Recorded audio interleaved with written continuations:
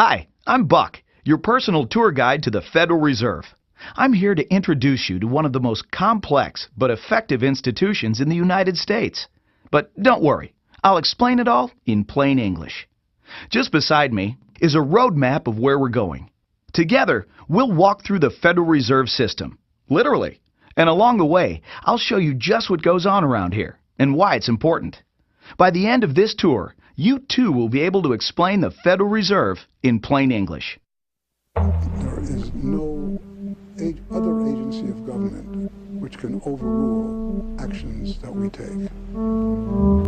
There is no other agency of government which can overrule actions that we take.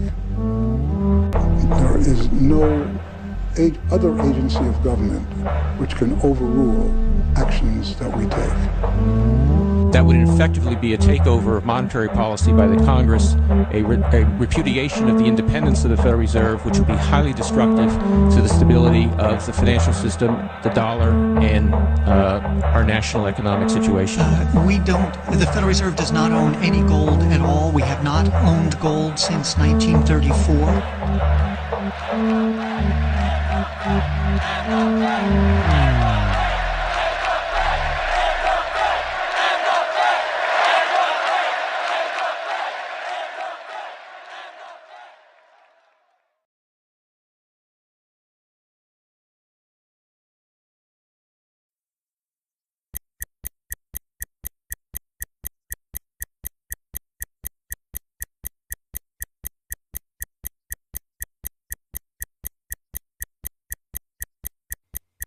All our lives, we've been told that economics is boring. It's dull. It's not worth the time it takes to understand it.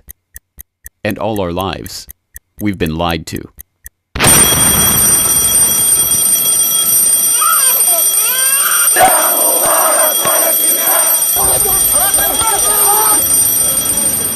War, poverty, revolution. They all hinge on economics, and economics all rests on one key concept. Money. Money.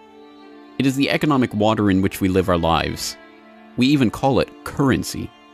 It flows around us, carries us in its wake, drowns those who are not careful. We use it every day, in nearly every transaction we conduct. We spend our lives working for it, worrying about it, saving it, spending it, pinching it. It defines our social status. It compromises our morals. People are willing to fight, die, and kill for it. But what is it? Where does it come from? How is it created? Who controls it? It is a remarkable fact that, given its central importance in our lives, not one person in 100 could answer such basic questions about money as these. So if you were planning a family, you'd want to know where babies come from. Yeah. And this is a lot about banking. So let me ask you, where does money come from? Where does the money come from? Where does any money? The government prints it. It's printed off. Where does money come from? How is new money created? By labor. People work and produce wealth, and the money is supposed to match that wealth. Where does money come from? Well, I have a pretty different outlook on money. It actually comes from, like, trees, right? But why is this? How could we be so ignorant about a topic of such importance? Where does money come from is a basic, childlike question. So why is our only response the childlike answer meant as a joke? It grows on trees. Such a profound state of ignorance could not come about naturally. From the time we are children, we are curious about the world and eager to learn about the way it works. And what could lead to a better understanding of the way the world works than a knowledge of money, its creation and destruction? Yet discussion of this topic is fastidiously avoided in our school years and ignored in our daily life. Our monetary ignorance is artificial, a smokescreen that has been erected on purpose and perpetrated with the help of complicated systems and insufferable economic jargon. But it doesn't take an economist to understand the importance of money. Deep down, we all know that the wars, the poverty, the violence we see around us hinges on this question of money. It seems like a 1,000-piece jigsaw puzzle just waiting to be solved. And it is. The puzzle pieces, taken together, create an image of the Federal Reserve, America's central bank and the heart of the country's banking system. Despite its central importance to the economy, relatively few have heard of it, and fewer still know what it is, despite the bank's attempts at self-description. Our economy runs on a complex system of exchange of goods and services, in which money plays a key part. Coin, currencies, savings, and checking accounts, the overall supply of money is managed by the Federal Reserve.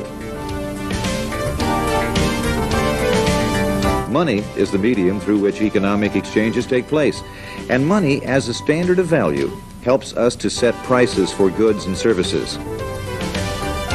The job of managing money, monetary policy, is to preserve the purchasing power of the dollar while ensuring that a sufficient amount of money is available to promote economic growth. The Federal Reserve also promotes the safety and soundness of the institutions where we do our banking.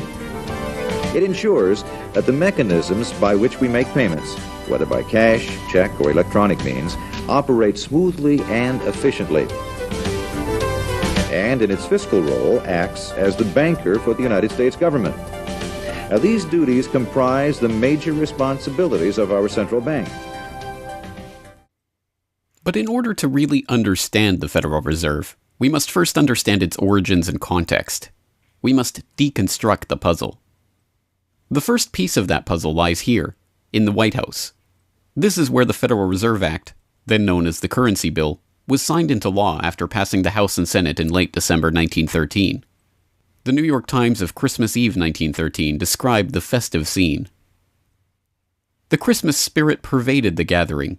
While the ceremony was a little less impressive than that of the signing of the Tariff Act on October 3rd last in the same room, the spectators were much more enthusiastic and seized every occasion to applaud. There in the White House that fateful December evening, President Wilson signed away the last veneer of control over the American money supply to a cartel, a well-organized gang of crooks so successful, so cunning, so well hidden that even now, a century later, few know of its existence, let alone the details of its operations. But those details have been openly admitted for decades. Of course, just as we have been taught to find economics boring, we have been taught that this story is boring. This is the way the Federal Reserve itself tells it. The United States was facing severe financial problems. At the turn of the century, most banks were issuing their own currency, called banknotes. The trouble was, currency that was good in one state was sometimes worthless in another. People began to lose confidence in their money, since it was only as sound as the bank that issued it. Fearful that their bank might go out of business, they rushed to exchange their banknotes for gold or silver. By attempting to do so, they created the Panic of 1907. During the panic, people streamed to the banks and demanded their deposits. The banks could not meet the demand. They simply did not have enough gold and silver coin available. Many banks went under. People lost millions of dollars. Businesses suffered, unemployment rose, and the stability of our economic system was again threatened. Well, this couldn't go on. If the country was going to grow and prosper, some means would have to be found to achieve financial and economic stability. To prevent financial panics like the one in 1907, President Woodrow Wilson signed the Federal Reserve Act into law in 1913. But this is history as told by the victors, a revisionist vision in which the creation of a central bank to control the nation's money supply is merely a boring historical footnote, about as important as the invention of the zipper or an early 20th century hula hoop craze. The truth is that the story of the secret banking conclave that gave birth to that Federal Reserve Act is as exciting and dramatic as any Hollywood screenplay or detective novel yarn, and all the more remarkable for the fact that it is all true. We pick up the story, appropriately enough, under cover of darkness.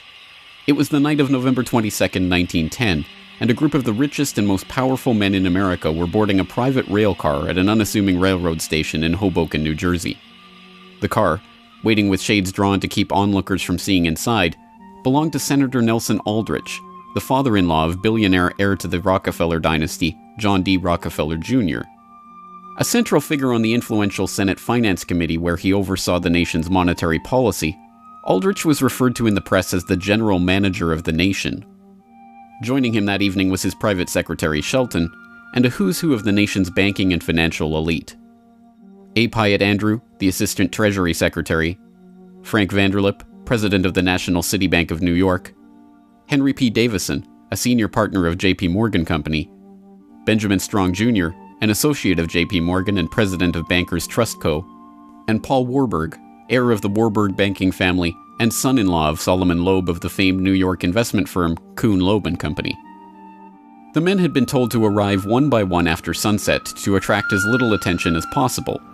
Indeed, secrecy was so important to their mission that the group did not use anything but their first names throughout the journey so as to keep their true identity secret even from their own servants and waitstaff. The movements of any one of them would have been reason enough to attract the attention of New York's voracious press, especially in an era where banking and monetary reform was seen as a key issue for the future of the nation. A meeting of all of them, now that would surely have been the story of the century. And it was. Their destination? The secluded Jekyll Island off the coast of Georgia, home to the prestigious Jekyll Island Club whose members included the Morgans, Rockefellers, Warburgs, and Rothschilds. Their purpose?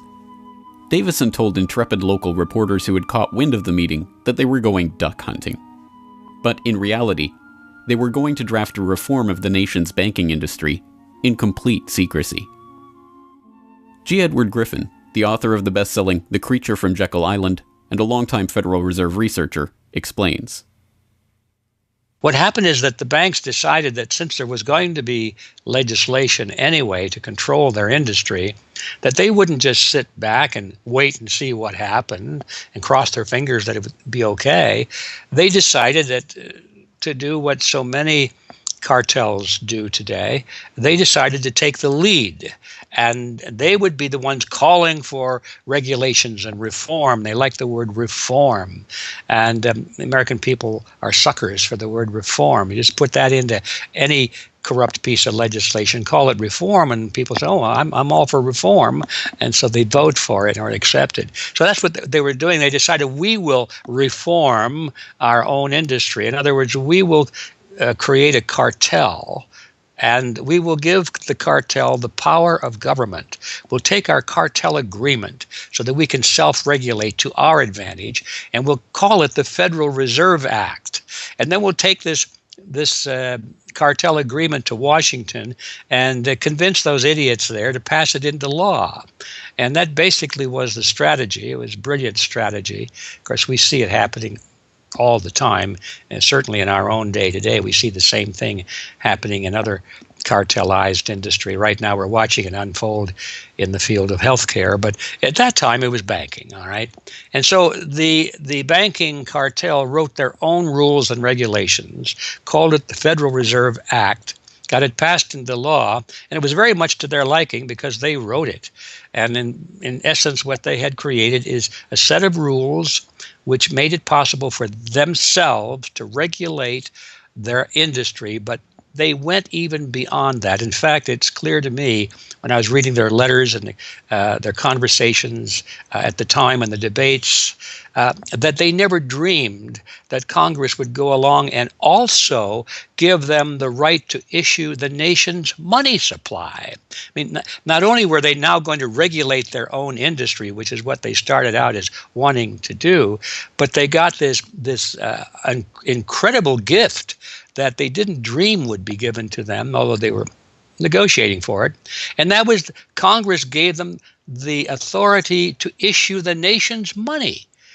And Congress gave away the sovereign right to issue the nation's money to the private banks. And so all of this was in the Federal Reserve Act, and the American people were joyous because they were told and they were convinced that this was finally a means of controlling this big creature from Jekyll Island. Amazingly enough, they were successful, not just in conspiring to write the legislation that would eventually become the Federal Reserve Act, but in keeping that conspiracy a secret from the public for decades. It was first reported on in 1916 by Bertie Charles Forbes, the financial writer who would later go on to found Forbes magazine. But it was never fully admitted until a quarter century later, when Frank Vanderlip wrote a casual admission of the meeting in the February 9, 1935 edition of the Saturday Evening Post. I was as secretive, indeed as furtive, as any conspirator. I do not feel it is any exaggeration to speak of our secret expedition to Jekyll Island as the occasion of the actual conception of what eventually became the Federal Reserve System. Over the course of their 9 days of deliberation at the Jekyll Island Club, they devised a plan so overarching, so ambitious, that even they could scarcely imagine that it would ever be passed by Congress. As Vanderlip put it, discovery of our plan, we knew, simply must not happen, or else all our time and effort would be wasted. If it were to be exposed publicly that our particular group had got together and written a banking bill, that bill would have no chance whatever of passage by Congress. So what precisely did this conclave of conspirators devise at their Jekyll Island meeting? A plan for a central banking system to be owned by the banks themselves, a system which would organize the nation's banks into a private cartel that would have sole control over the money supply itself. At the end of their 9-day meeting, the bankers and financiers went back to their respective offices content in what they had accomplished. The details of the plan changed between its 1910 drafting and the eventual passage of the Federal Reserve Act, but the essential ideas were there. But ultimately, this scene on Jekyll Island, too, is just one piece of a larger puzzle. And like any other puzzle piece, it has to be seen in its wider context for the bigger picture to become visible. To understand the other pieces of the puzzle and their importance in the creation of the Federal Reserve, we have to travel backward in time. The story begins in late 17th century Europe. The 9 Years' War is raging across the continent as Louis XIV of France finds himself pitted against much of the rest of the continent over his territorial and dynastic claims. King William III of England, devastated by a stunning naval defeat, commits his court to rebuilding the English navy. There's only one problem: money. The government's coffers have been exhausted by the waging of the war, and William's credit is drying up. A Scottish banker, William Patterson, has a banker's solution. A proposal to form a company to lend £1 million to the government at 6% plus £5,000 management fee, with the right of note issue. By 1694, the idea has been slightly revised, a £1.2 million loan at 8% plus £4,000 for management expenses. But it goes ahead. The magnanimously titled Bank of England is created. The name is a carefully constructed lie, designed to make the bank appear to be a government entity. But it is not. It is a private bank owned by private shareholders for their private profit, with a charter from the king that allows them to print the public's money out of thin air and lend it to the crown. What happens here at the birth of the Bank of England in 1694 is the creation of a template that will be repeated in country after country around the world. A privately controlled central bank lending money to the government at interest, money that it prints out of nothing. And the jewel in the crown for the international bankers that creates this system is the future economic powerhouse of the world, the United States. In many important respects, the history of the United States is the history of the struggle of the American people against the banksters that wish to control their money. By the 1780s, with colonies still fighting for independence from the crown, the bankers will get their wish. In 1781, the United States is in financial turmoil. The Continental, the paper currency issued by the Continental Congress to pay for the war, has collapsed from overissue and British counterfeiting. Desperate to find a way to finance the end stages of the war, Congress turns to Robert Morris, a wealthy shipping merchant who was investigated for war profiteering just 2 years earlier. Now, as Superintendent of Finance of the United States from 1781 to 1784, he is regarded as the most powerful man in America, next to General Washington. In his capacity as Superintendent of Finance, Morris argues for the creation of a privately owned central bank deliberately modeled on the Bank of England that the colonies were supposedly fighting against. Congress, backed into a corner by war obligations and forced to do business with the bankers just like King William in the 1690s, acquiesces and charters the Bank of North America as the nation's first central bank.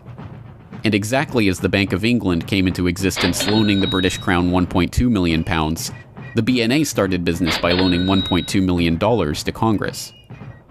By the end of the war, Morris has fallen out of political favor and the Bank of North America's currency has failed to win over a skeptical public. the BNA is downgraded from a national central bank to a private commercial bank chartered by the state of Pennsylvania. But the bankers have not given up yet. Before the ink is even dry on the Constitution, a group led by Alexander Hamilton is already working on the next privately owned central bank for the newly formed United States of America.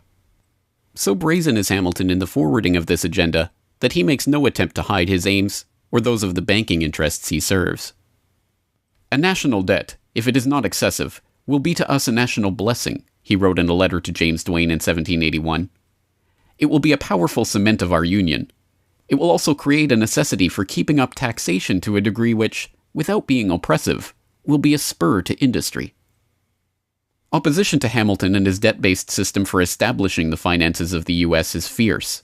Led by Jefferson and Madison, the bankers and their system of debt enslavement is called out for the force of destruction that it is, with Thomas Jefferson writing, "The spirit of war and indictment, since the modern theory of the perpetuation of debt, has drenched the earth with blood and crushed its inhabitants under burdens ever accumulating." Still, Hamilton proves victorious. The first Bank of the United States is chartered in 1791 and follows the pattern of the Bank of England and the Bank of North America almost exactly. A privately owned central bank with the authority to loan money that it creates out of nothing to the government. In fact, it is the very same people behind the new bank as were behind the old Bank of North America. It was Alexander Hamilton, Robert Morris's former aide, who first proposed Morris for the position of financial superintendent, and the director of the old Bank of North America, Thomas Willing, is brought in to serve as the first director of the first Bank of the United States. Meet the new banking bosses, same as the old banking bosses.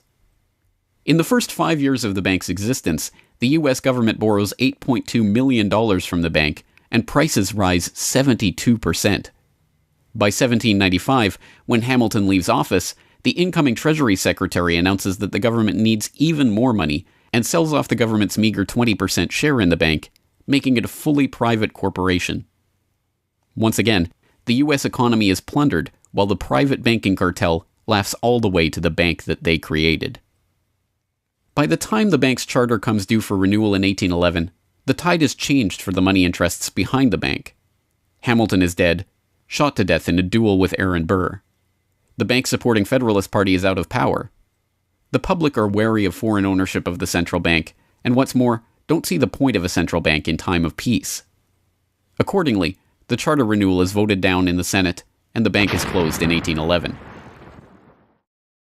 Less than a year later, the U.S. is once again at war with England.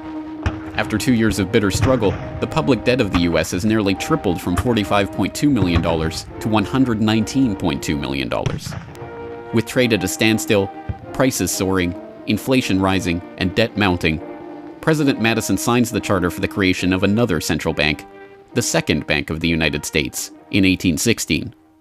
Just like the two central banks before it, it is majority privately owned and is granted the power to loan money that it creates out of thin air to the government.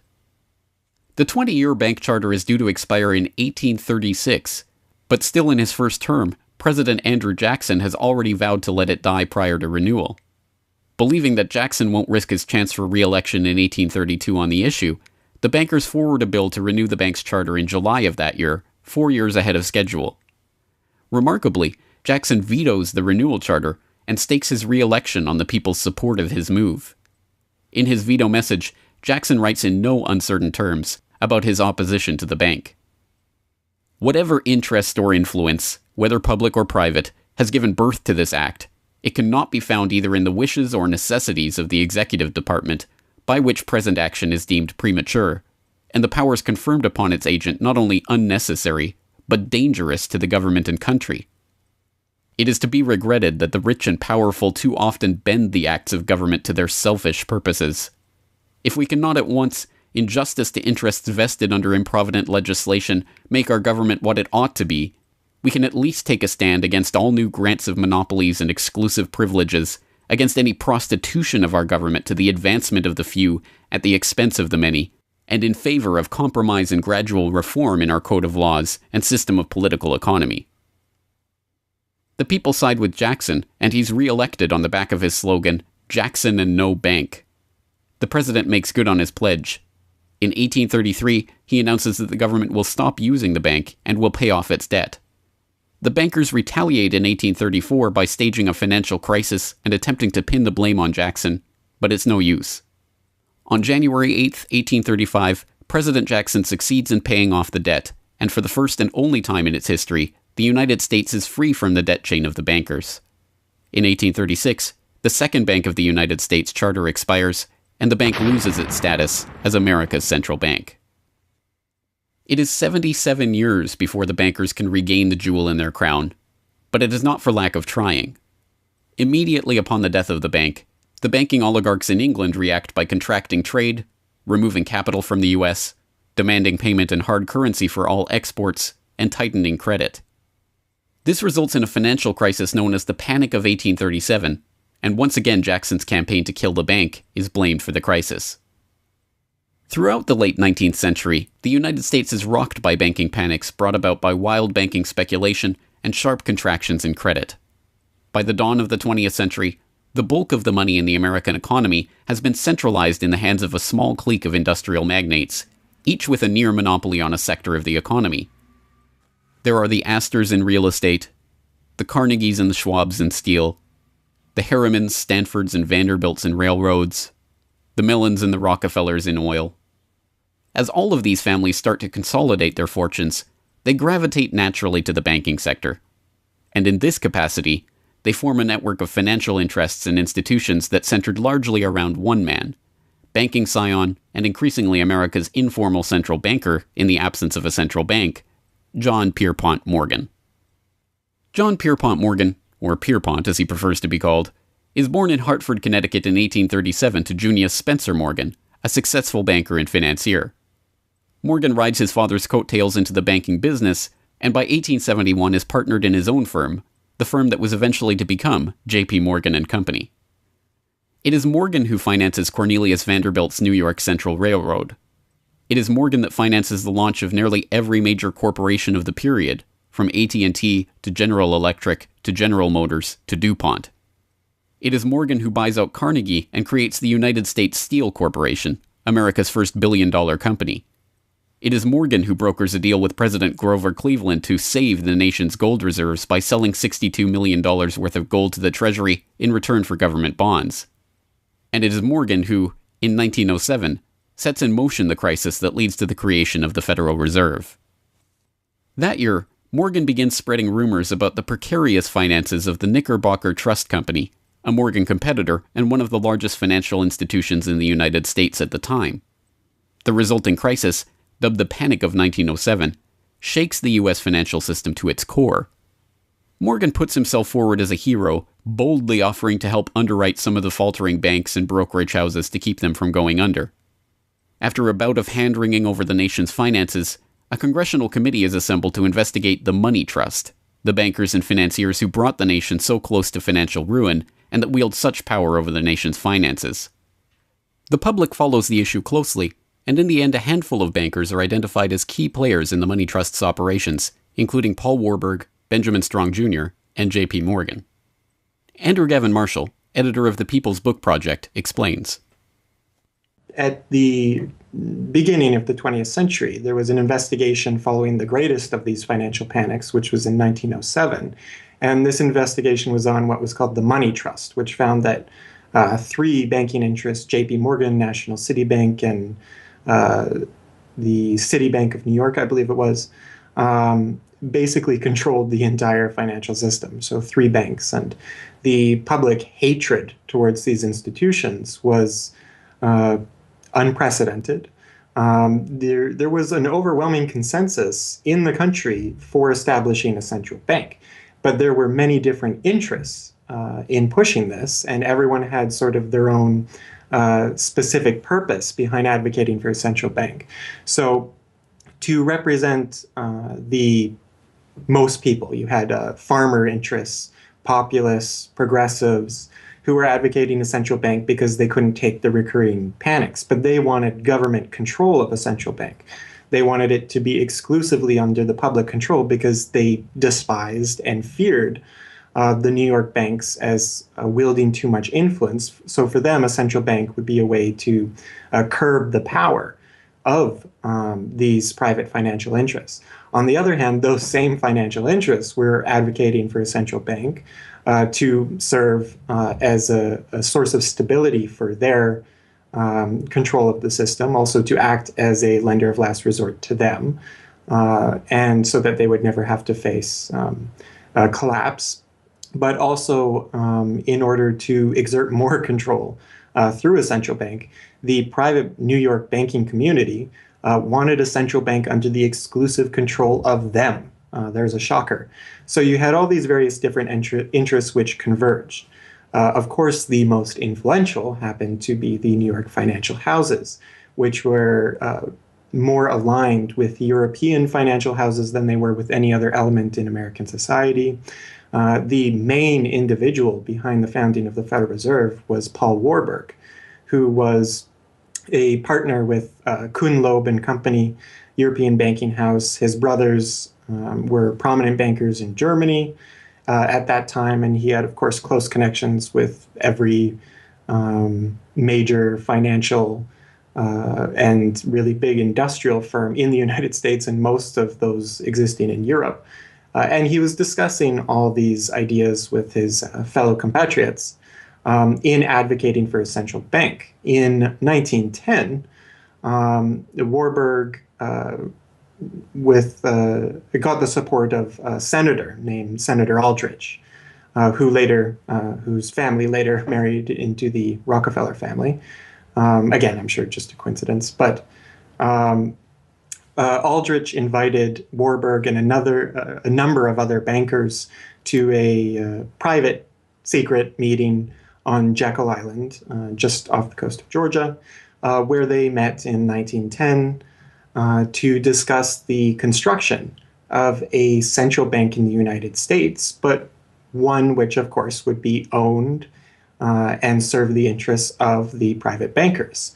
Aldrich then, in 1911, presented this as the Aldrich Plan or the Aldrich Bill in the U.S. Congress, and it was actually voted out. The public, suspicious of Senator Aldrich's banking connections, ultimately reject the Jekyll Island Cabal's Aldrich Plan. The cabal does not give up, however. They simply revise and rename their plan, giving it a new public face, that of Senator Robert Owen and Representative Carter Glass. In the end, the money trust that was behind the Panic of 1907 uses the public's own outrage against them to complete their consolidation of control over the banking system. The newly retitled Federal Reserve Act is signed into law on December 23, 1913, and the Fed begins operations the next year.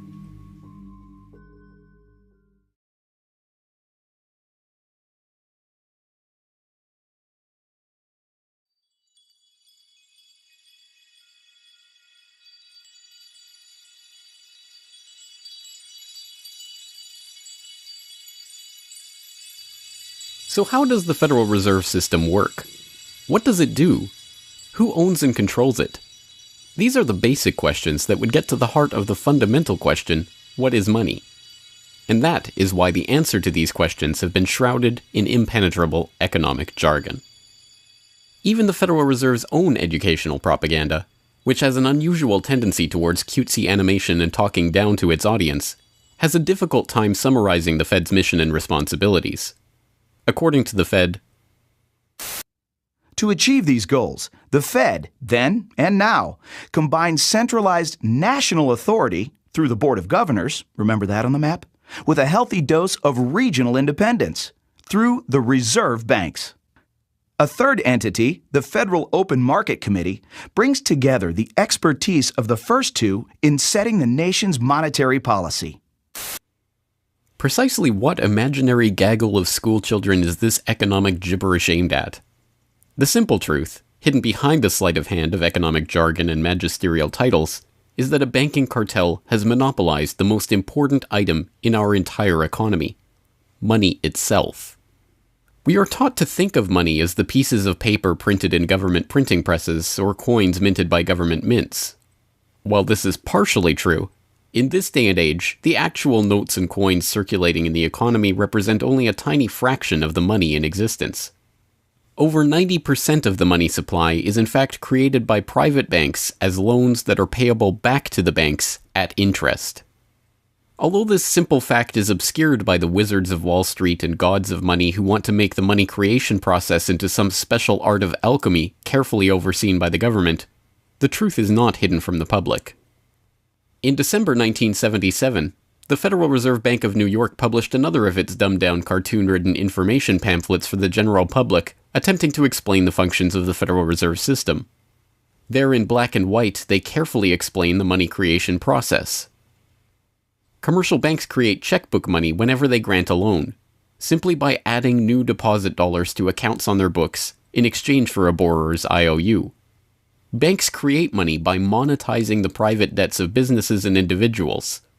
That is, they create amounts of money against the value of those IOUs. There it is, in plain English. The vast majority of money in the economy, the checkbook money in our accounts at the bank and that we use in our electronic transfers and digital payments, is created not by a government printing press, but by the bank itself. It is created out of thin air as debt, owed back to the bank that created it at interest. This means that bank loans are not money taken from other bank depositors, but new money simply conjured into existence and placed into your account. And the bank is able to create much more money than it has cash to back up those deposits. The Fed claims to be the entity overseeing and backing up the banking industry.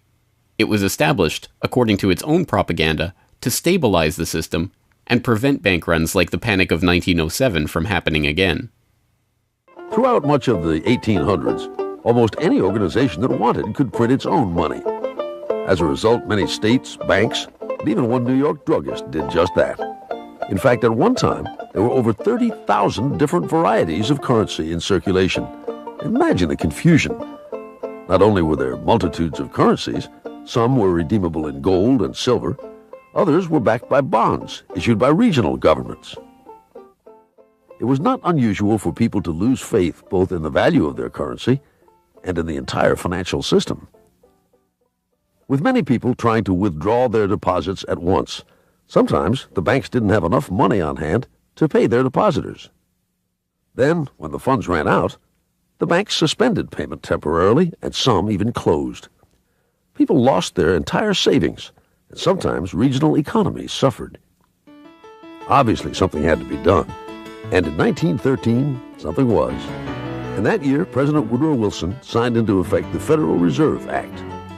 This act created the Federal Reserve System to provide a safer and more stable monetary and banking system. If that was indeed its aim, it signally failed to do so in running up one of the greatest bubbles in American history to that point in the 1920s, just a decade after its creation. The popping of that bubble, of course, led directly into the Great Depression and one of the greatest periods of mass poverty in American history. Economists have long argued that the Fed itself was the cause of the Depression by its complete mismanagement of the money supply. As former Federal Reserve Chairman Ben Bernanke admitted in a speech commemorating Fed critic Milton Friedman's 90th birthday, regarding the Great Depression, "You're right, we did it. We're very sorry. But thanks to you, we won't do it again." Price stability is another cited tenet of the Federal Reserve's mandate. But here, too, the Fed has completely failed to live up to its own standards. Aside from the banking system, the Federal Reserve has another responsibility that's probably even more important. It's in charge of something called monetary policy. Basically, it means trying to keep prices stable to avoid inflation. Say you buy a CD today for $14. But what if next year the price of the CD jumped to $20 or $50? Not because of a change in supply or demand, but because all prices were going up. That's inflation. There are a lot of different causes of inflation, but one of the most important is too much money. The Fed can adjust the money supply by injecting money into the system electronically or by withdrawing money from the economy. Think of it. The Federal Reserve has the ability to create money and make it disappear. What's most important is what happens as a result. Anytime the supply of money is altered, the effects are felt throughout the economy. The Fed's methods have changed over time to take advantage of the latest computers and electronics, but its mission remains the same: to aim for stable prices, full employment, and a growing economy. 100 years ago, in 1913, the Fed was created, and we've marked it with a vertical line there. Consumer prices now are about 30 times higher than they were when the Fed was created in 1913. Paper money, too, is the responsibility of the Federal Reserve.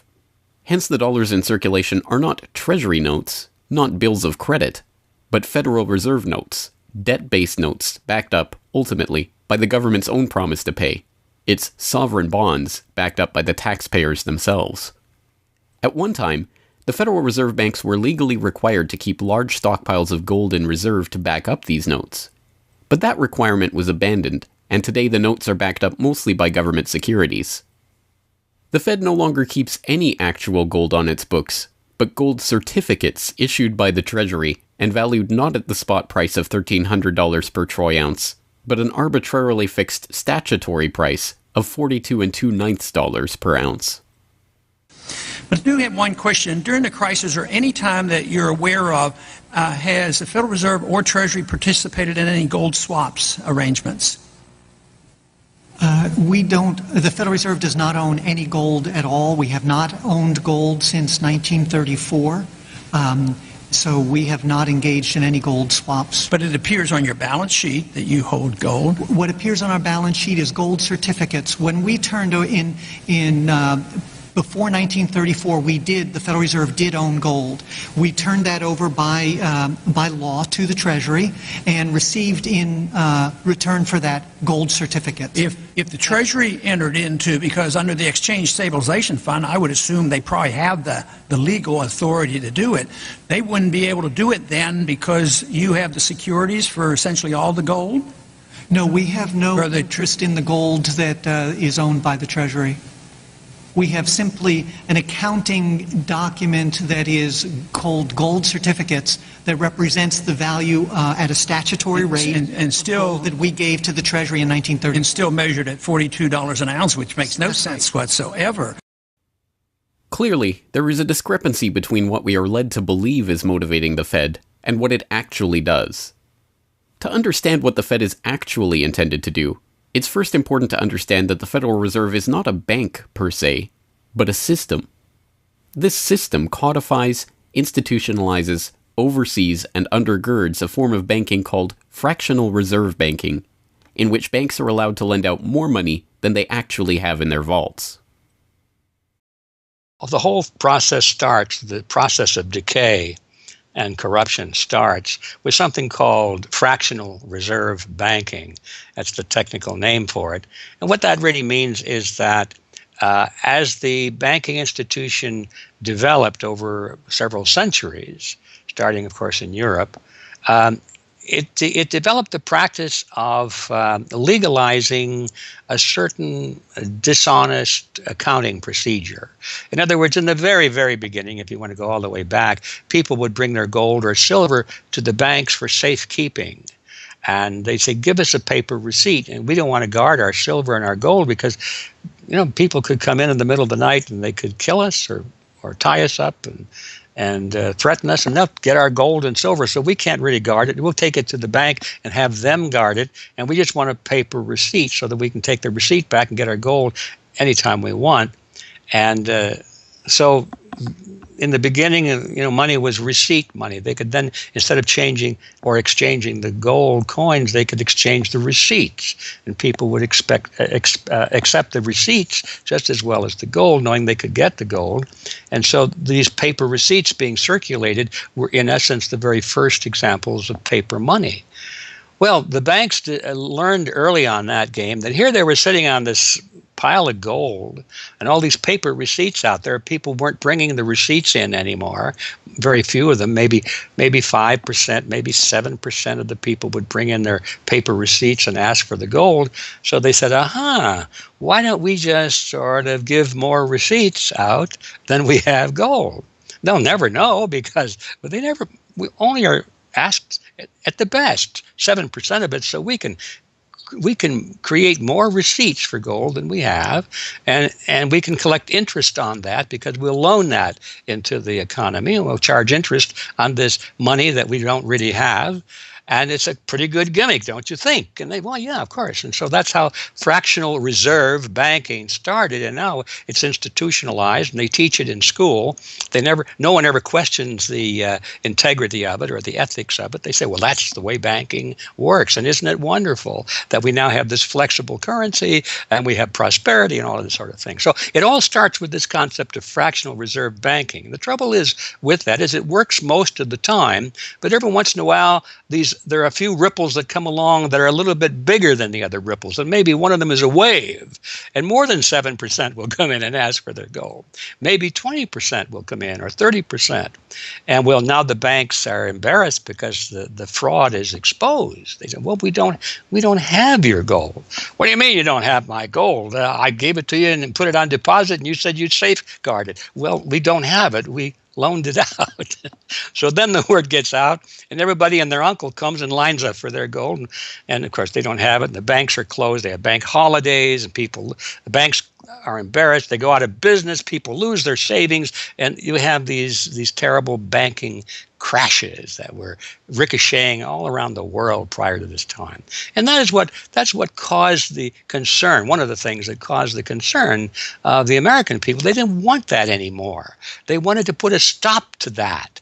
And that was the whole purpose, supposedly, of the Federal Reserve System, is to put a stop to that. But since the people who designed the plan to put a stop to it were the very ones who were doing it in the first place, you can not be surprised that their solution was not a very good one insofar as the American people were concerned. Their solution was to expand it.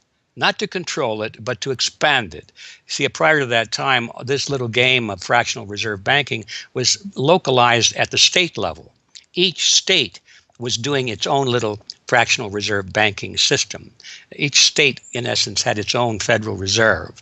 Central banks were authorized by state law to do this sort of thing, and that was causing all this problem. And so the Federal Reserve came along and said, well, no, we're not going to do this at the state level anymore because look at all the problem it's causing. We're going to consolidate it all together, and we're going to do it at the national level. The key to this system, of course, is who controls this incredible power to regulate the economy by setting reserve requirements and targeting interest rates. The answer to this question, too, has been deliberately obscured. The Federal Reserve System is a deliberately confusing mishmash of public and private interests, reserve banks, boards and committees, centralized in Washington and spread out across the United States. So you have the Federal Reserve Board in Washington, appointed by the president. That's the only part of this system that is directly dependent upon the government for input. That's the federal part, that the government, the president specifically, gets to choose a few select governors. The 12 regional banks, the most influential of which is the Federal Reserve Bank of New York, essentially based in Wall Street to represent Wall Street, is representative of the major Wall Street banks who own shares in the private, not federal, but private Federal Reserve Bank of New York. All the other regional banks are also private banks. They vary according to how much influence they wield, but the Kansas City Fed is influential, the St. Louis Fed, the Dallas Fed. But the New York Fed is really the center of this system. And precisely because it represents the Wall Street banks who appoint the leadership of the New York Fed. So the New York Fed has a lot of public power, but no public accountability. It has no oversight. It does not answer to Congress the way that the chairman of the Federal Reserve Board of Governors does. And even then, the chairman of the Fed, of the Federal Reserve Board, who is appointed by the president, does not answer to the president. He does not answer to Congress. He goes to Congress to testify, but the policy that they set is independent. So they have no input from the government. The government can't tell them what to do, legally speaking. And of course, they don't. Do you think it would cause problems for the Fed or for the economy if that legislation was to pass? My concern about the legislation is that if the GAO is auditing not only the operational aspects of our programs and the details of the programs, but is making judgments about our policy decisions that would effectively be a takeover of monetary policy by the Congress, a repudiation of the independence of the Federal Reserve, which would be highly destructive to the stability of the financial system, the dollar, and our national economic situation. The Federal Open Market Committee is responsible for setting interest rates. Now, this committee, which is enormously powerful, has as its membership the governor and vice chair of the Federal Reserve Board.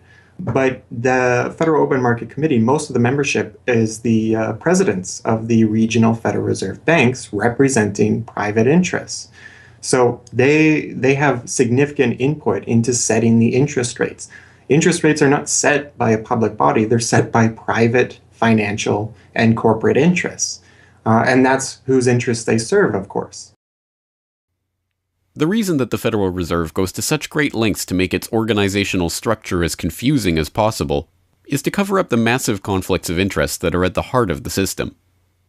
The fact is that the Federal Reserve System is comprised of a board of governors, 12 regional banks, and an open market committee. The privately owned member banks of each Federal Reserve Bank vote on the majority of the Reserve Bank's directors, and the directors vote on members to serve on the Federal Open Market Committee, which determines monetary policy. What's more, Wall Street is given a prime seat at the table, with tradition holding that the president of the powerful New York Federal Reserve Bank be given the vice chairmanship of the FOMC and be made a permanent committee member. In effect, the private banks are the key determinants in the composition of the FOMC, which regulates the entire economy. According to the Fed, its monetary policy decisions do not have to be approved by the president or anyone else in the executive or legislative branches of government. It does not receive funding appropriated by the Congress, and the terms of the members of the Board of Governors span multiple presidential and congressional terms. Or, in the words of Alan Greenspan, what is the proper relationship, what should be the proper relationship between a chairman of the Fed and a president of the United States? Well, first of all, the Federal Reserve is an independent agency, and that means basically that there is no other agency of government which can overrule actions that we take. The Fed goes on in its self-mythologization to state that it is not a private, profit-making institution. This characterization is dishonest at best, and an outright lie at worst.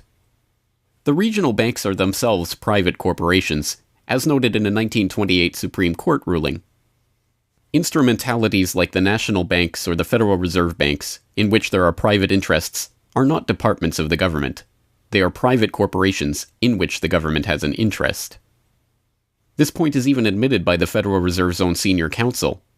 Our regulations do specify overall terms for the lending, but the day-to-day operation of the banking activities are conducted by the Federal Reserve banks. They are banks, and indeed they do lend, and they do interact they're their with own depositors. agency then, essentially, They are not in that agencies. regard. Yes, they're not agencies, Your Honor. They're persons under FOIA. Each Federal Reserve Bank, the stock is owned by the member banks in the district, 100% privately held. They have private boards of directors.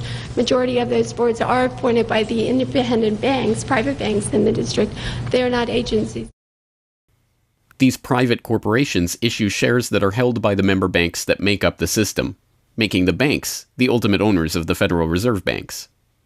Although the Fed's profits are returned to the Treasury each year, the member bank shares of the Fed do earn them a 6% dividend. According to the Fed, the fixed nature of these returns means that they are not being held for profit. Despite the dishonest nature of this description, however, it is important to understand that the bankers who own the Federal Reserve indeed do not make their money from the Fed directly. Instead, the benefits are much less obvious and much more insidious. The simplest way that this can be understood is that, as a century of history and a specific example of the last financial crisis shows, the Fed was used as a vehicle to bail out the very bankers who own the Fed banks in the most obvious example of fascistic collusion imaginable. A handful of financial institutions have enriched themselves as a result of institutional speculation on a large scale as well as manipulation of the market. And secondly, what they have done is that they have then gone to their governments and said, well, we are now in a very difficult situation and you need to give us money so that we can retain the stability of the financial system. And who actually lends the money or brokers the public debt? The same financial institutions which are the recipients of the bailout. Okay, and so what you have is a circular process. It's a diabolical process. You're lending money. You're not lending money. You're handing money to the large financial institutions, and then this is leading up to a mounting public debt in the trillions. Okay.